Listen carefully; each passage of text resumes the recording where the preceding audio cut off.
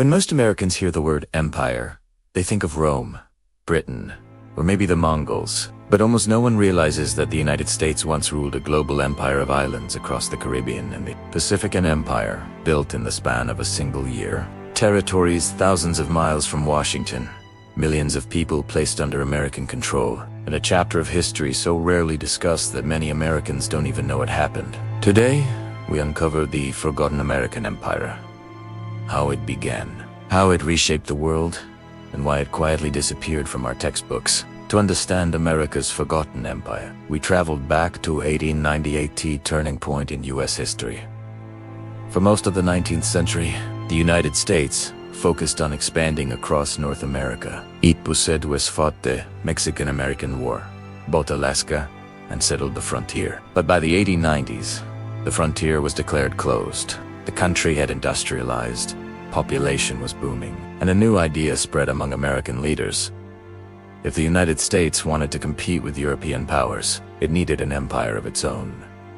President William McKinley, naval strategist Alfred Thayer, and powerful business interests argued that America must expand overseas, just like Britain, France, and Germany. The spark came from Cuba, which was fighting for independence from Spain. When the USS Maine exploded in Havana Harbor in February 1898, the United States blamed Spain, though the cause remains debated even today. By April, the U.S. declared war. The Spanish-American War lasted just 4 months, but its consequences were enormous. By the end of 1898, the United States took control of Puerto Rico, Guam, and the Philippines, purchasing the Philippines from Spain for $20 million. Cuba was placed under U.S. military occupation and heavy American influence. During the same wave of expansion, Hawaii was annexed in July 1898. In less than a year, the United States had created an overseas empire. But this is the part most Americans never hear about. The Philippines, home to more than 7 million people, declared independence and did not accept American rule. The United States refused to recognize their government. What followed was the Philippine-American War. From 1899 to 1902, a conflict far bloodier than the Spanish-American War itself. Led by Emilio Aguinaldo, Filipino independence fighters battled American troops for control of the islands. What began as a traditional war turned into a long, exhausting guerrilla struggle. American soldiers faced ambushes, disease, and hit-and-run attacks. The U.S. responded with harsh counterinsurgency tactics, concentration zones, village burnings, and widespread arrest policies that sparked controversy even at the time. Estimates of Filipino deaths range from 200,000 to over 300,000, mostly from famine and disease. That number is larger than the total American death toll in World War II. Yet most Americans never learn about this war. Did you ever study it in school?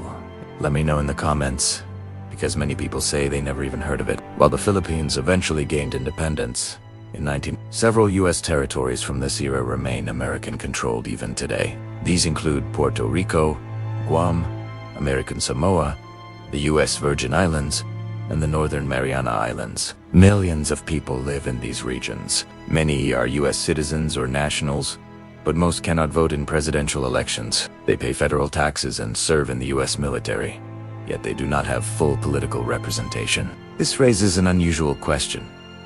How can a country founded on anti-colonial revolutions still hold overseas territories more than a century later? So why is this entire chapter of history almost absent from American education? Historians offer several explanations. First, it clashes with the national story of America as an anti-colonial republic. Teaching that the United States once ruled an empire feels uncomfortable and conflicts with the narrative of the American Revolution.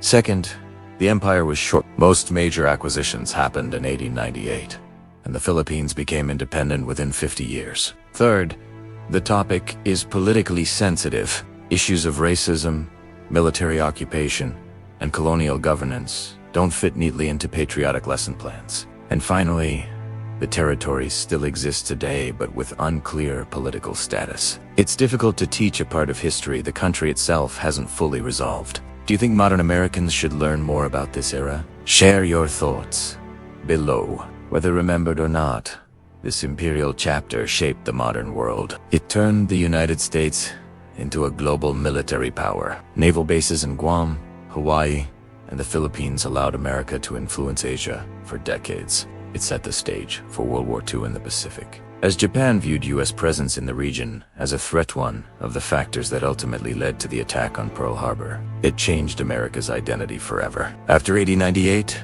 the United States was no longer just a continental nation. It had become an international power, and it sparked political debates that continue today, from Puerto Rico's status referendums to the strategic role of Guam.